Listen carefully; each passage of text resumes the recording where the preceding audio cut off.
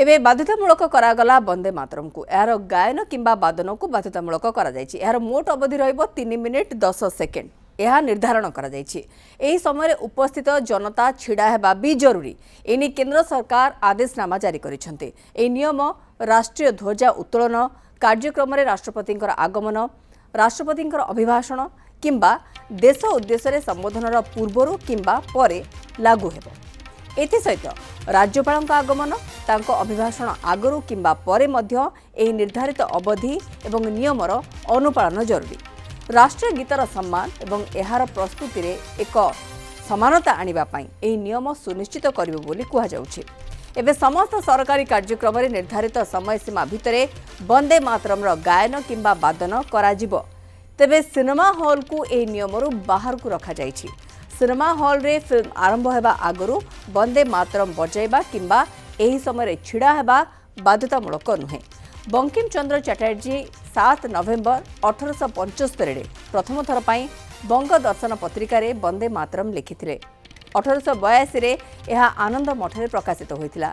एही गीत भारतीय स्वाधीनता संग्राम रे नेइतिला एक प्रेरणादायी भूमिका। एही गीत को 150 वर्ष पूर्ण होइछि।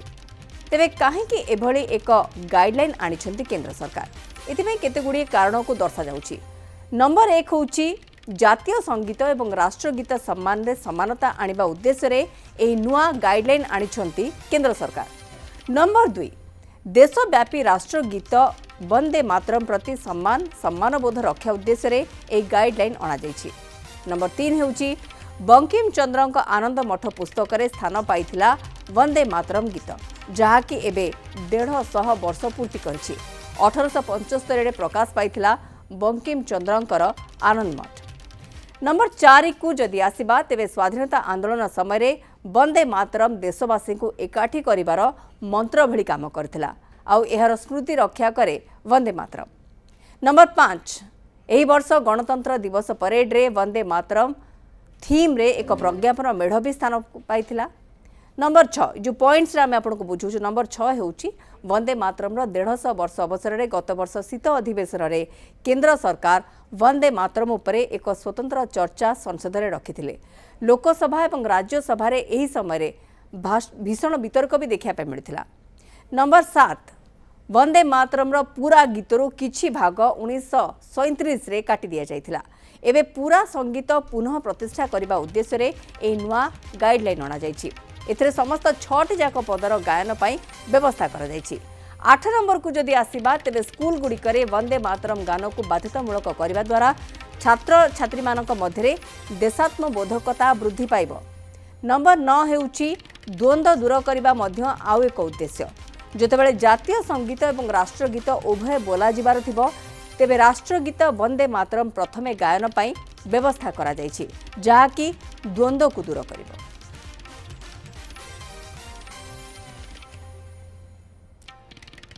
गवेषक श्रीयुक्त सरोज मित्र आम सहित रोचंदी आम अधिक आलोचना करबा। श्रीयुक्त मित्र स्वागत करुछि आपनको आलोचना को एवं ये आमे उद्देश्य बा आवश्यकता संपर्क रे भी आलोचना करथले। पाखापाखि 10टी आवश्यकता एवं उद्देश्य को आमे एठी देखुछंती जोति पाई कि वंदे मातरम रो गायन एवं वादन उभय को बाध्यतामूलक करा जायछि।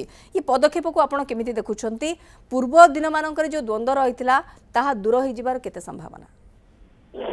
कथा होछि वंदे मातरम संबंध रे जो जहाँ किसी प्रकाश पाई आलोचना होती गोटे त्रुटि रही जाइए।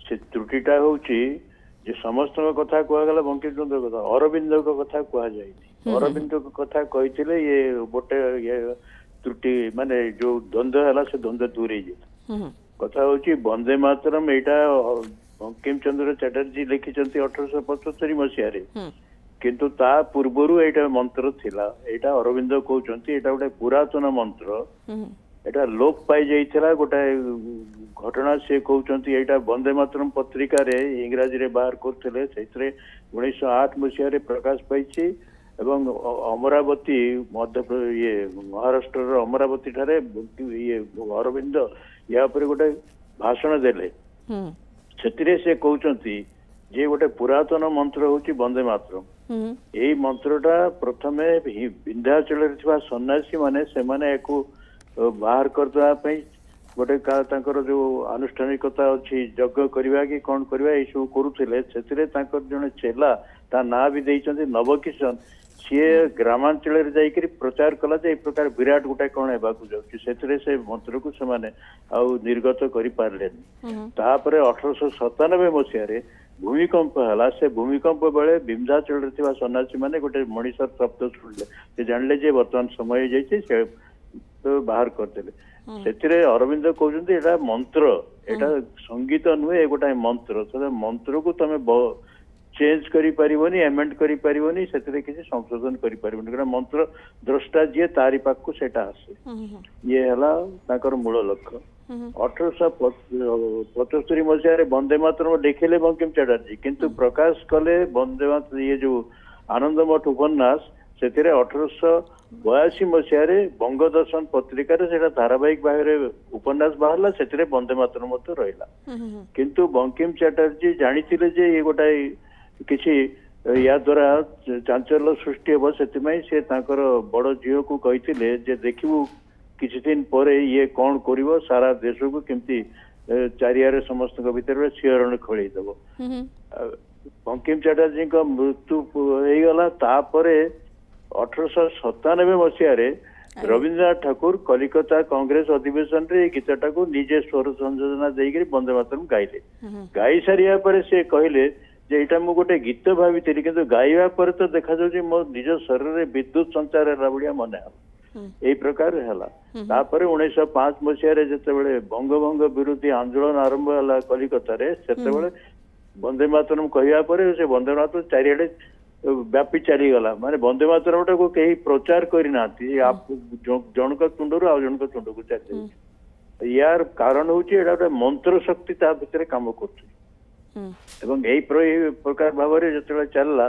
से समय माने 1905 रु 7-8 मसीहा भितर विपिन चंद्र पाल से ब्राह्म समाजी थे जमी रवीन्द्रनाथ ठाकुर से निजे ब्राह्म समाजी मैंने मूर्ति पूजा करती नहीं तो से सी टिके 2-5 हेले कहले जे मूर्ति पूजा आम करूना एटारे दुर्गा 10 प्रहरण धारिणी आ कमला कमल ये सब रही तो सेठू आपको चित्तरंजन दास बारिस्टर ताकू दिगला दायित्व जे आंक सहित कथबार्ता कर चित्तरंजन दास सहित जो कथबार्ता है चित्तरंजन दास कहले जे जदि बंगाली मान जो कलिकता काली पूजा कर तुम काली पूजा बंद करदेव ताल आम वंदे मातरम जो मूर्ति कथा कही कहले असंभव कथा तो से विपिन पाल से लिखिंट it is not idolatry idolatry it is idealatry IDEAL कहीकि लिखिंट यहाँ आदर्श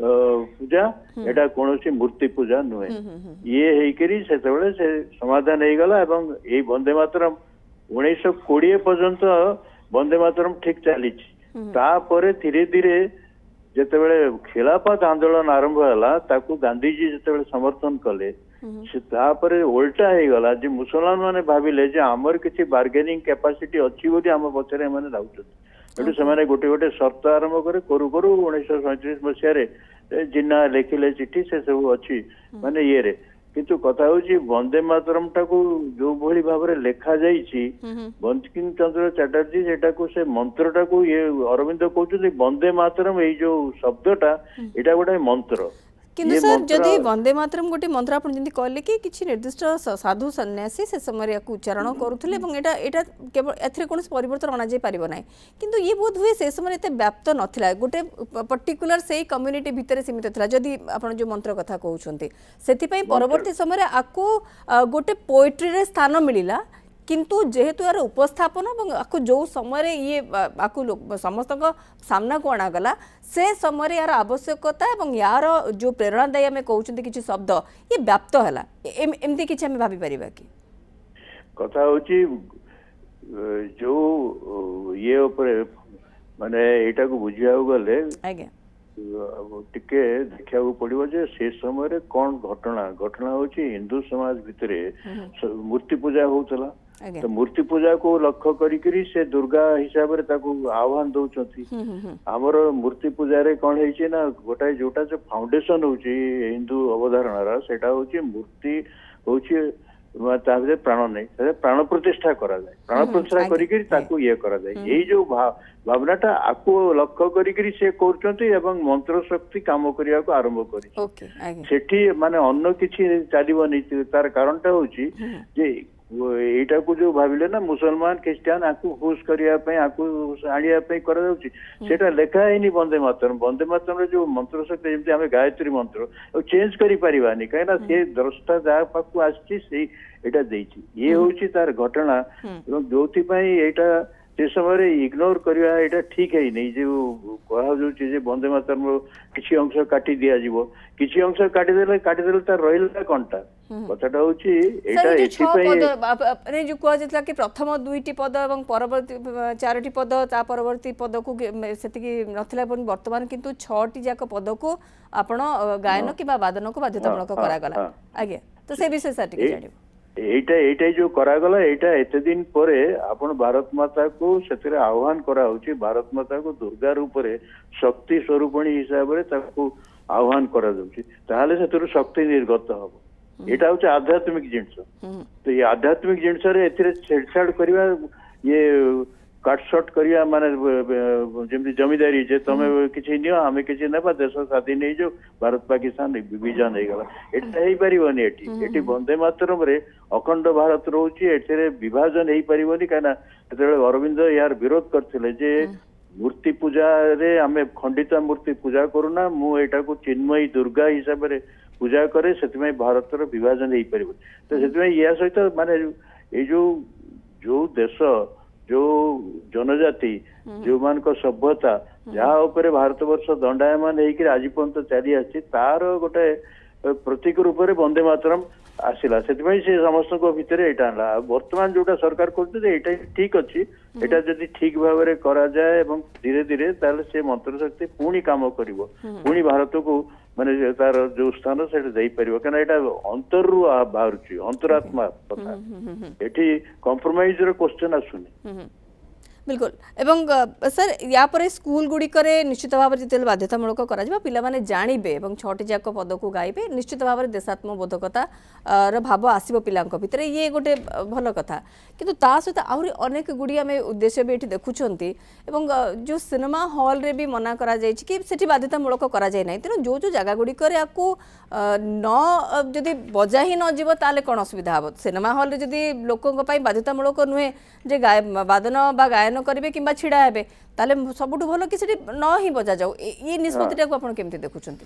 सिनेमा हॉल रे आदौ एटा ये करबा ठीक नै, कना सेटा गोटे एंटरटेनमेंट रो जगह, से जगह रे आनिकरी मद दुकान सामने रे हम बंदे मातरम गायबा कहबा ठीक। बिल्कुल जहाँ आप कहते जदि कौ जगार बाजार आवश्यकता ना, कहीं सम्मान तो सबुठ मिलवा दरकार। जदि सिनेमा हॉल रे छिड़ा हवा बाध्यतामूलक नुहे, ताले से न गाइले बा न बजेले भी ठीक रहिबो बोली हम भावुँ। आज्ञा बहुत बहुत धन्यवाद सर आम सहित आलोचना करिथिबारु। वंदे मातरम गायन को वादन को बर्तमान बाध्यतामूलक करा छड़ा जितेबाला यह बाजिबो, यार कौन धुन बाजिबो, से समय लोक मैंने छिड़ा हेबा भी जरूरी। आम आलोचना करुले।